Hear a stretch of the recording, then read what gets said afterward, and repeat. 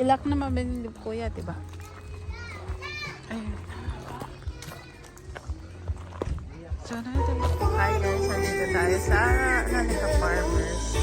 And this is where they always cook their lechon.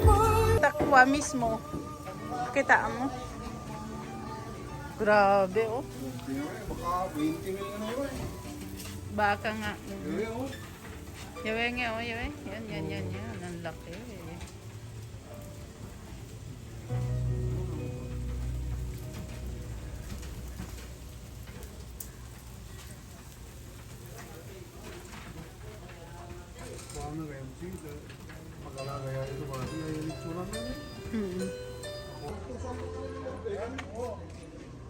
Ganda ng place niya. Tapos, right on top, right on the side, yan ang Mount Araya. Ang ganda na ng views.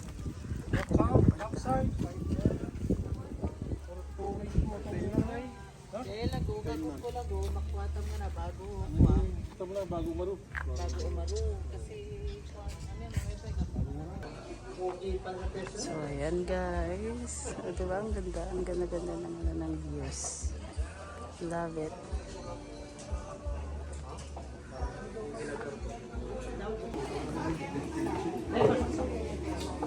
hindi talaga pabukas. Wag na, hayaan mo na. So ito ang kanyang lechon. Amen. Let's try. Thank you Lord. Let's try. Crunchy na. Yummy. Ano masasabi mo? Linggo lang po. Sarap? Crunchy.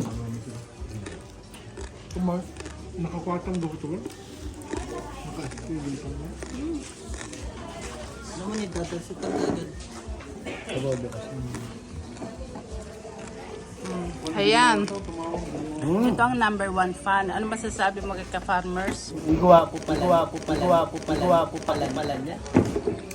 Nako, kinilig. Hindi manuligat. Pag inilita-silitan. Yan lang iwis uwasa to sili. Hindi may rengalangaw ka pa. Tandar ka na. Hindi nga dapat mabuksan eh.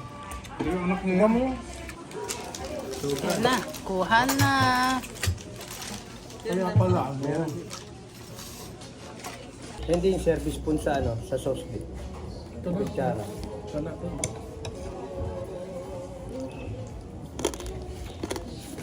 Sarap? Ayun ko na. Gawin na.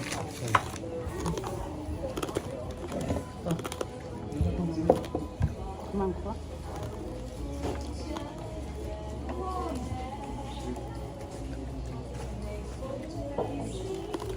Lasa mo yung pan.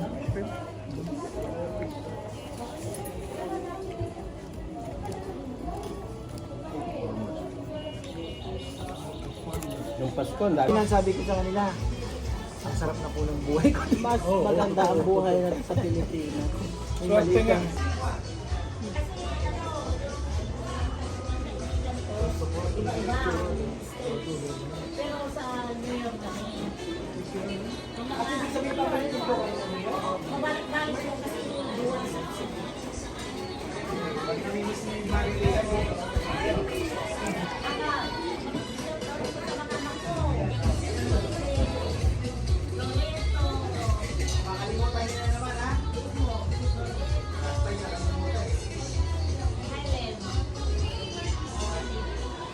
Ang mga busog-lusog. Hi!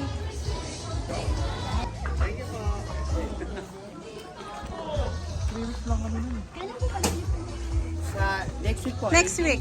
Balik na po kami ng Paris. Siya po, si ate po sa ano, Canada 18 po. din. 18 18 din ang flight ko. Si Kuya Inchong lang pong malilate, February.